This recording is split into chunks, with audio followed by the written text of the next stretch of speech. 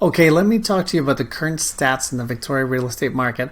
Our president, Karen Dinning-Smith, just released these just a few hours ago, and I'm going to go over them with you right now. It's actually the statistics from the end of July 2022. I'm going to compare those to the end of the same period last year and the end of last month as well.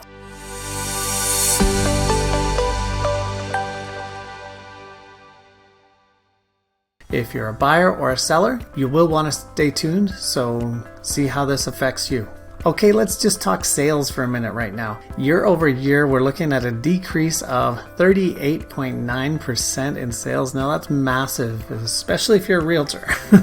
This year, we had 510 properties sell in July 2022, and we had 835 sell in the same period last year. So that's a significant decrease, but mainly that affects you if you're a realtor, or if you're a buyer or a seller, it does affect you, but we'll go over that in a minute. So month over month, we're looking at 612 sales in June versus 510 sales in July of 2022. So again, a slight decrease month over month, not something significant, but it's 16-17% decrease. So again, as a buyer and a seller, this does affect you, and stay tuned to the end and we'll go over exactly what that means for you. Listings. Now this is where it gets very interesting. Year over year, the current active listings is sitting at 2,162 currently versus 1,270 for the same period last year. So that's a massive difference. That's almost 1,000 more listings for you to choose from,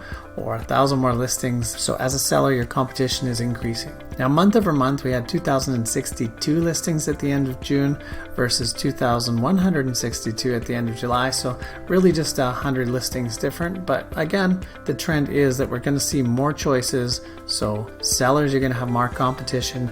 We're probably going to see the end of the multiple offers very quickly.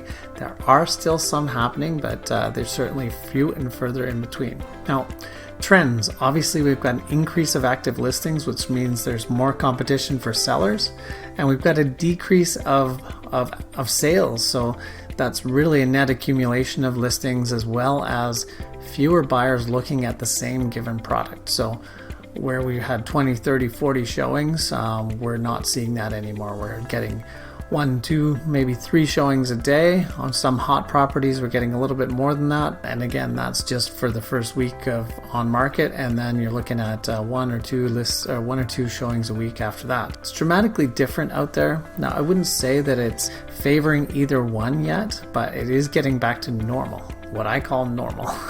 And again, I've been doing this for 17 years and I've seen this trend, but it's certainly eye-opening for those people who haven't been through it. As a buyer, you've got more choices and more time, and you can be more creative with your offers, you can be more aggressive with your negotiations, and you have less people competing for the same product. So that puts you in the driver's seat. You can be more specific with your dates, you can get the exact dates you want, you can hold off making a decision knowing that new listings are popping up every single day, and you can get more time to do your due diligence so that you're not feeling rushed through the process and uninformed, or potentially having buyer's remorse, that sort of thing.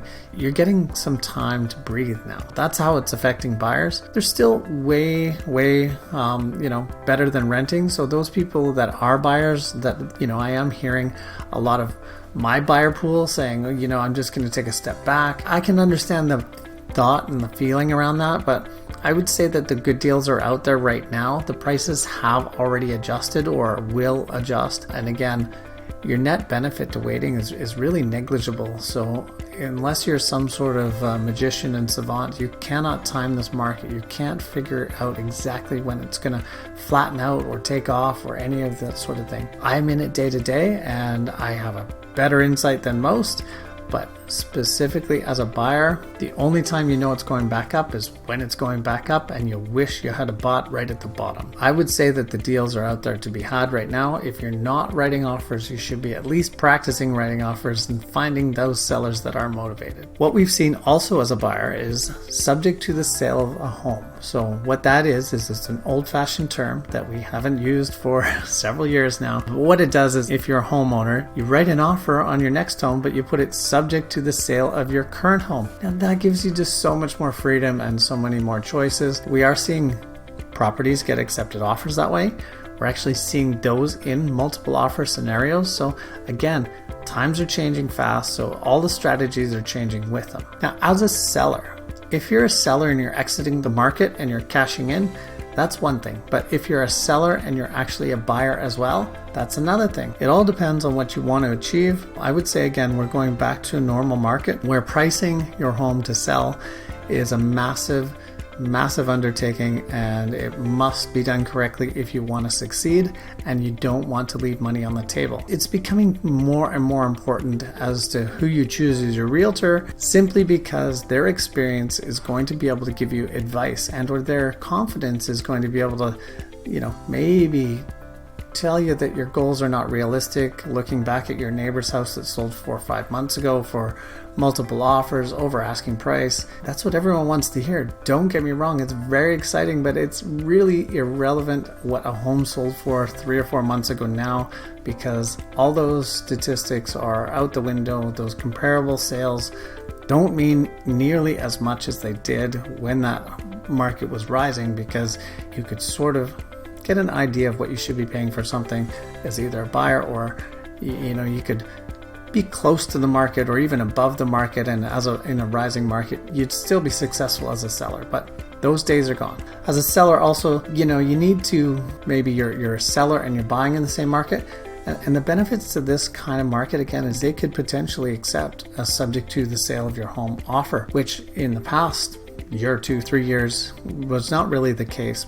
Probably been a little longer than 3 years that we've seen those become prevalent or commonplace, and they're certainly appearing now. I've received several as a listing agent. I haven't written any at this stage, but I know that buyers out there that are also sellers are going to be doing that in the near future. And again, I've seen probably 10 subject to the sale of offers come my way as a listing agent, and even in multiple offers, those scenarios are coming up. So my take on things, what's going on right now, I personally think that the outlying areas, the Duncan, everything away from like a core central area like downtown Victoria, Fairfield, Cordova Bay, Saanich, that sort of stuff is the least affected so far. That being said, those prices are softening. What are the most affected areas right now are the outlying areas such as Souk, Port Renfrew, Lake Cowichan Valley, Mill Bay, Cobble Hill, all those areas that are not close to a city center. Those are the properties that are being affected the most. That's where you're seeing the largest amount of price adjustments. That's where you're seeing a home that sold for 1.6, very similar home goes on the market now and it sells for 1.4. These are the areas that are always traditionally the most affected. If you can imagine, at the beginning of the massive increase in prices, that started right at the ripple effect right in the Greater Victoria, and it spread out to all the smaller communities. And it seemed like those smaller communities were having a more sharp curve going up, and in fact they were, but the opposite is true when the market is starting to fall. So those areas start to see the largest effects of negative pricing or downward pricing, and so it starts to work its way back to the core. That's what I think we're seeing out there right now. And again, my experience is that I've received several offers. I've got several sellers that are seeing this in real time right now. So it becomes key as to who you choose for your realtor. I hope this was helpful, and make sure to like, subscribe, and click that notification right at the bottom. Thank you so much.